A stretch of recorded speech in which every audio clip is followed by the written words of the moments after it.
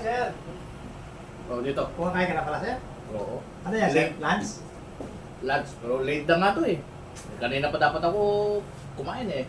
Eh lang, oras na. Ikaw, kumain ka na ba? Hindi pa, sir.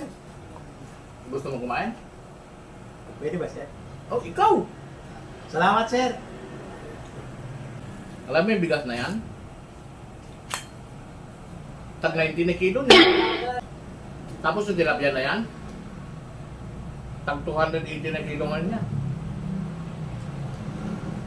Mahal, no? Ano, sir? Yung kamatis na yan. 140 na yung kilo na yan ngayon niya. Napakamahal talaga. Saka yung okra. Bulaklak ng kalabasa sa luyot. Ang bili ko dyan, 220. Yung sabaw na yan, galing yan sa tubig na ano. Tubig ngayon, dati 35 lang yung galon. Ngayon, 45 na. Napakamahal na lahat ng mga bilihin ngayon.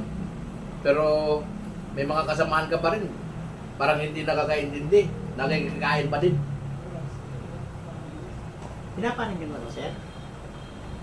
Ay, hindi ito. Hindi ikaw. Bakit? Tinablan ka ba? Patingin nga. Ah, mukhang makapal nga talaga eh, no?